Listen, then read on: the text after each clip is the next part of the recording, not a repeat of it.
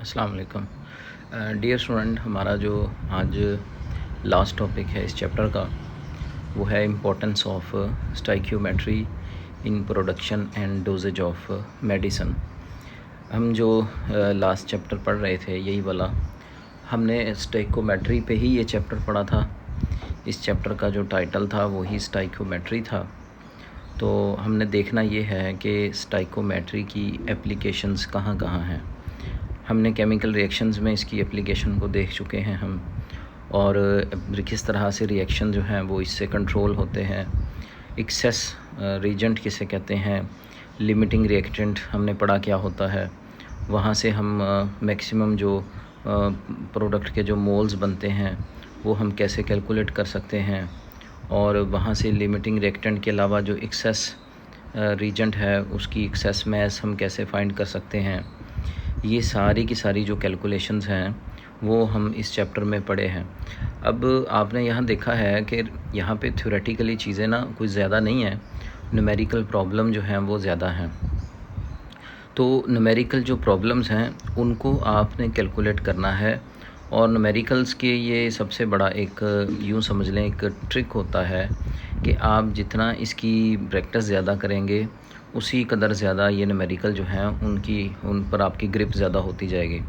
तो अभी इसका फ़ाइनल जो है एक टॉपिक है, चूँकि मॉडर्न जो दौर है, जो मॉडर्न जो चल रहा है मेडिसिन का दौर, उसमें मेडिसिन नित नई बन रही हैं और वैक्सीनेशन बन रही हैं, चाहे वो हंता वायरस की हो, चाहे एबोला की हो, चाहे कोरोना की, इस तरह की वैक्सीनेशन हो रही है। और हर लम्हा जो है वो इस वक्त भी जब हम बात कर रहे हैं तो दुनिया में बेशुमार ऐसी लैब्स होंगी जहाँ पे मुख्तलिफ़ बीमारियों के ऊपर रिसर्च चल रही है, उनकी मेडिकेशन फार्मूलेशन टेस्टिंग सब चल रही है।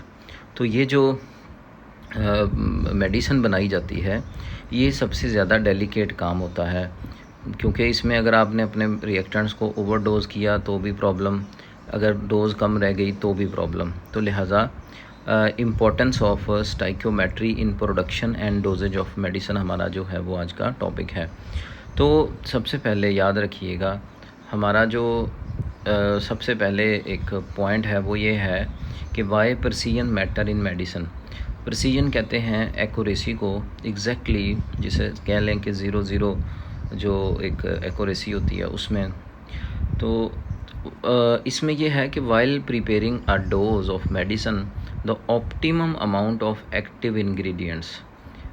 ऑप्टिमम कहते हैं एग्जैक्ट, और जो अप टू द यूजेज हों।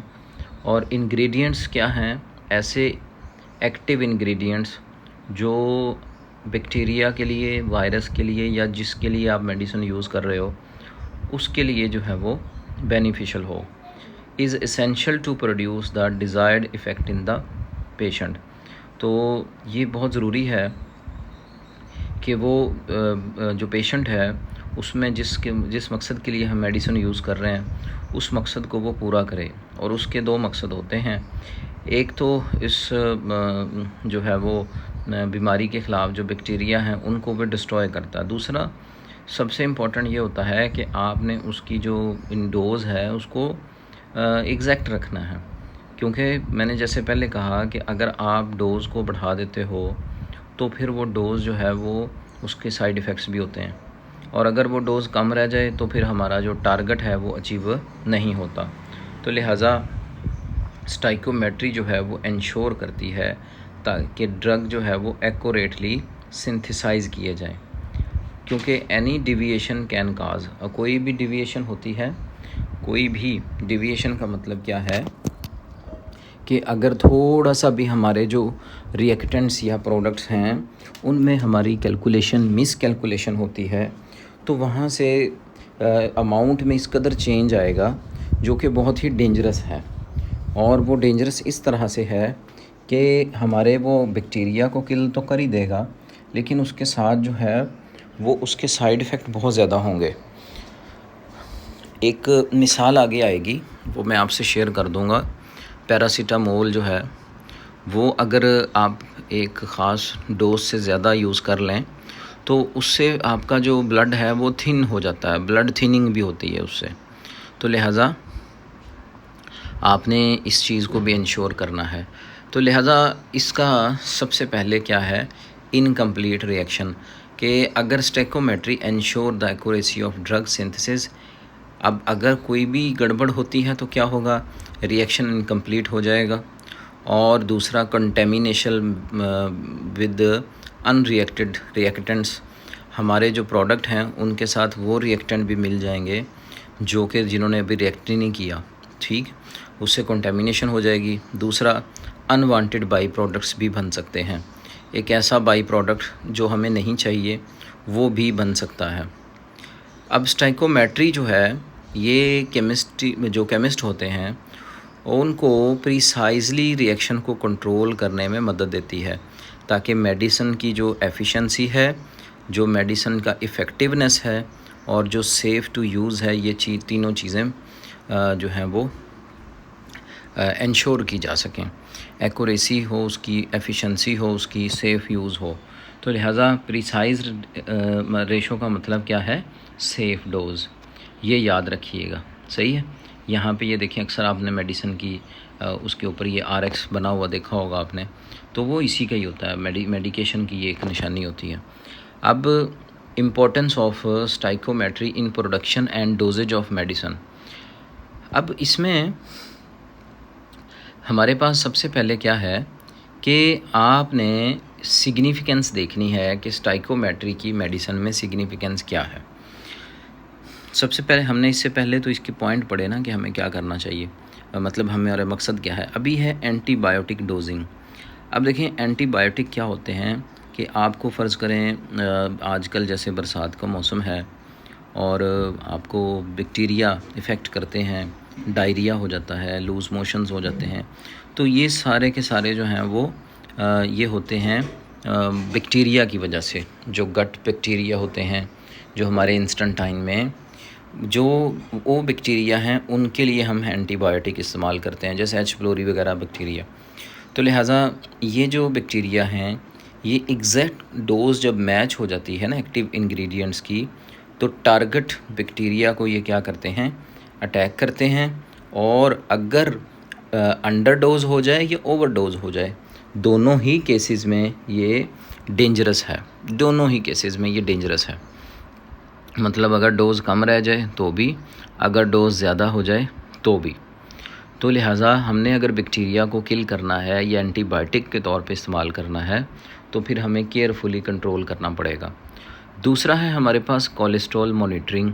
अब देखिए कोलेस्ट्रॉल जो है वो सारे कोलेस्ट्रॉल एक जैसे तो नहीं होते ना, कुछ अच्छे कोलेस्ट्रॉल भी होते हैं, कुछ बैड कोलेस्ट्रॉल होते हैं। जैसे LDL है, ये बैड होता है, HDL अच्छा कोलेस्ट्रॉल होता है। तो हमने जो मेडिकेशन करनी है उसका मकसद जो है वो LDL होना चाहिए, ठीक है ना। जैसे कि मैंने क्या बोला, LDL और एक HDL, ठीक है। अब ये तो LDL है, ये बैड कोलेस्ट्रॉल कहलाता है। तो हमारी कोई भी मेडिसिन है वो LDL को अटैक करे, वो HDL को अटैक ना करे। तो लिहाजा क्या है कि हमने मेडिकेशन ऐसी करनी है जिससे हमारा HDL डैमेज ना हो, बल्कि सिर्फ LDL हो। तो ये भी तो तभी मुमकिन है ना जब हम स्टाइकोमेट्रिक कैलकुलेशन से ये सारा प्रोसेस करेंगे। फिर है ग्लूकोज एंड इंसुलिन कंट्रोल है। अब देखें ब्लड ग्लूकोज जो लेवल है वो एक डायबिटिक पेशेंट में, ये insulin dosing release and stoichiometric for precise blood sugar control.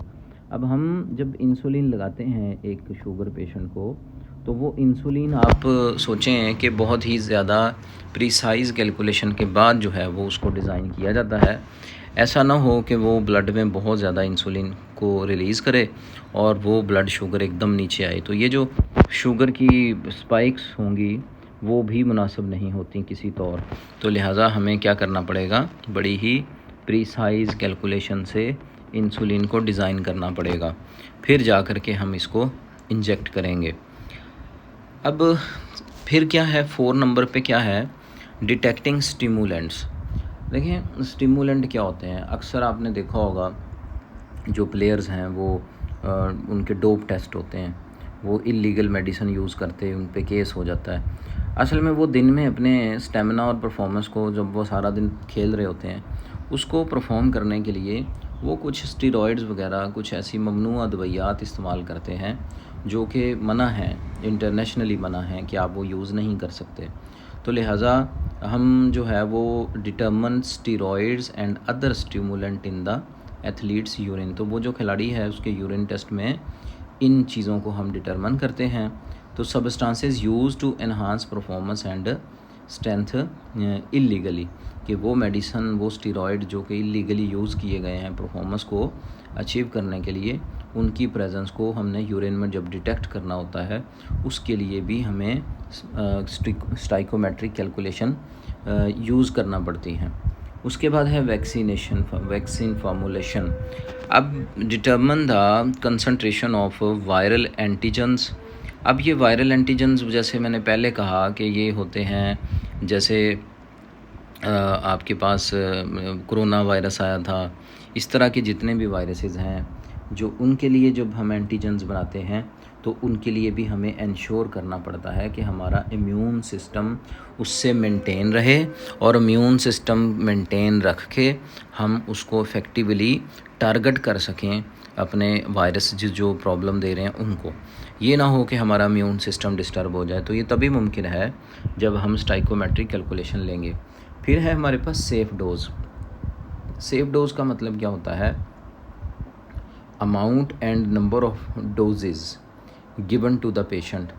अब ये आपको पता है कि बाज़ दफ़ा डॉक्टर कहते हैं कि ये आपने मेडिसन 24 घंटे बाद लेनी है, या ये मेडिसन आपने सुबह दोपहर शाम खानी है, या एक मेडिसन वो देते हैं ये हफ़्ते में एक दफ़ा इंजेक्शन लगवाना है। इस तरह से आपको पता है मेडिसन की मुख्तलिफ़ टाइमिंग को जो वेरी किया जाता है।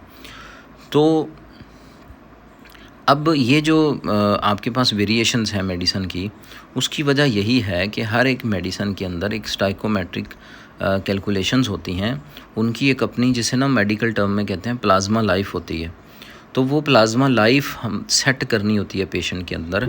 अगर वो कम हुई तो भी प्रॉब्लम है, अगर वो ज़्यादा होती है तो भी प्रॉब्लम है। तो इसीलिए डॉक्टर कहते हैं कि ये कैप्सूल है, ये फ़र्ज़ करें कोई भी अगर कैप्सूल है ऐसा वैसा मेरे स्टमक का है कुछ भी, तो वो कहते हैं ये आपने एक दफ़ा लेना है 24 घंटे में। तो ये यही वजह है। अब इसमें एक मिसाल है हमारे पास कि हम ओवरडोज़ का मतलब क्या होता है। देखो ये पैरासीटामोल है। पैरासीटामोल जो है वो यहाँ नीचे मैंने बताया हुआ है कि ये एक पेन किलर भी है, फीवर रिड्यूसर भी है, और अगर इसको ज़्यादा इस्तेमाल कर लिया जाए तो ये ऑर्गन को भी डैमेज करती है, ब्लड को भी थिन करती है। ठीक, अब यहाँ पे देखें हमारे पास एक सेफ़ मोड है, डोज़ है। एक टैबलेट अगर हम लें तो वो 500 मिलीग्राम की होती है, यानी कि 0.500 ग्राम की। हम इसका मोलर मैस इसके मोल्स निकाल लें तो इतने मोल बनते हैं। ठीक, लेकिन अगर हम ओवरडोज़ कर लें, मतलब 20 टैबलेट्स ले लें तो वो 10 ग्राम बनता है, और उसके ये देखो मोल्स कितने ज़्यादा बन गए। तो इसका मतलब ये है कि ये ओवरडोज़ है और ये लिवर डैमेज कर देगी। सही है, और ये जो है वो सेफ़ डोज़ है। The mole calculation is identical in both cases. तो स्टाइकोमेट्री ने हमें ये बताया कि कौन सी डोज़ आपके लिए सेफ़ है और कौन सी डोज़ जो है वो सेफ़ नहीं है। तो लिहाजा स्टाइकोमेट्रिक कैलकुलेशंस के हवाले से ये एक छोटा सा एक टॉपिक था। वैसे तो इसकी बहुत एक वास्ट किस्म की ऑब्ज़र्वेशंस हो सकती हैं, लेकिन फिर भी इसको आपने अच्छे से स्टडी करना है और फिर इसको आपने पढ़ना है। Any question you want to ask you may ask. अब समरी में अगर हम चलें तो स्टाइकोमेट्री जो है वो एक्यूरेसी ऑफ द ड्रग और प्रिसाइज डोजिंग, दोनों को, ये नाम दोनों याद रख लें, एक्यूरेसी और प्रिसाइज डोजिंग। फिर है अगर डिविएशन हो जाए तो इनकम्प्लीट रिएक्शन होते हैं, कंटेमिनेशन होती है और इससे हार्मफुल बाई प्रोडक्ट्स बनते हैं। अगर antibiotics, cholesterol, glucose testing, anti doping, vaccine वगैरह ये सब बननी हैं तो फिर यहीं पे सभी में ही स्टाइकोमेट्रिक ने यूज़ होना है। और सम मोल मैथ जो है वो हमने यूज़ किया, जैसे पैरासीटामोल का यूज़ किया, उससे भी हमें अंदाज़ा होता है कि ओवरडोजिंग किसे कहते हैं।